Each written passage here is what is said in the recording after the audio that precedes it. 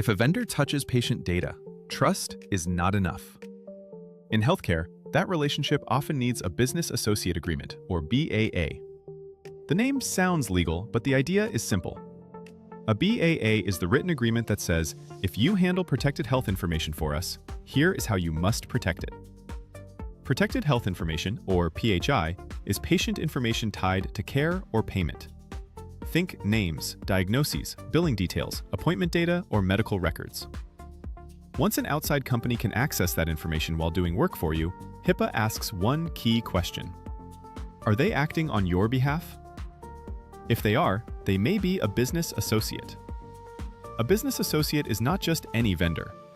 It is a person or company that creates, receives, maintains, or transmits PHI as part of a service for you. Billing companies are common examples. So are EHR vendors, cloud storage providers, IT firms, transcription services, answering services, and some email or reminder platforms. They are helping you run the business of care. But not every company that moves data needs a BAA. HIPAA makes room for conduits. In plain English, that means companies that simply transport information, like the postal service, a phone carrier, or an internet provider acting only as a pipeline. Treatment relationships are different too. If you send information to a lab or another provider for treatment, that is usually not a business associate relationship. So what does a BAA actually do? Think of it as the rules of the road for PHI. It defines the uses and disclosures the vendor is allowed to make.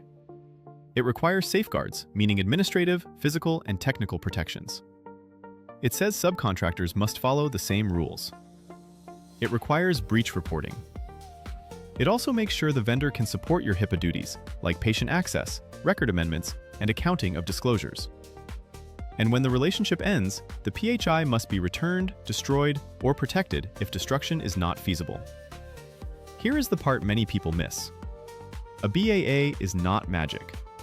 It is a contract, not a force field. Signing one does not make a vendor secure. You still need to assess the vendor. Do they encrypt data at rest and in transit?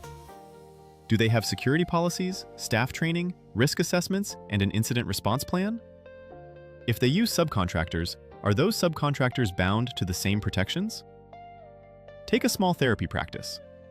It uses an EHR, a billing company, a cloud fax service, and a scheduling tool that sends reminders. Those vendors may all touch PHI on the practice's behalf, so BAAs are likely needed. But the practice's internet provider by itself is usually just the highway the data travels on. Same data path, different role. Cloud services need special care too. Providers like AWS, Google Cloud, and Azure may sign BAAs, but only for certain HIPAA-eligible services. That detail matters. If the service is not covered, or if you configure it poorly, the signed agreement does not remove the risk. Shared responsibility still applies. The vendor provides the platform. You are still responsible for how you use it. The best way to manage BAAs is to treat them like a living system, not a folder you never open again. Keep an inventory of every vendor that touches PHI. Store signed agreements in one place. Track dates, renewals, and amendments.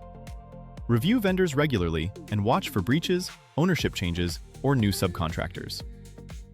That is why many teams use a system like HIPAA Agent to track vendors, signed BAAs, and renewal dates in one place. Most BAA mistakes are ordinary. No agreement at all. Signing the vendor's template without review.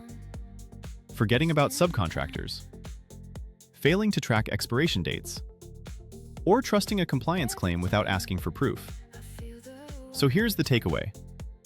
If an outside company handles PHI for you, on your behalf, a BAA is usually part of the relationship. Then, go one step further. Make sure the agreement is complete. Make sure the vendor is actually secure, and keep the relationship under active management over time. That is the mental model. BAAs are not legal clutter.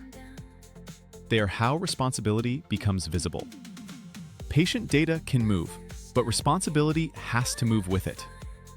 And when you manage BAAs that way, compliance gets much easier to explain, defend, and scale.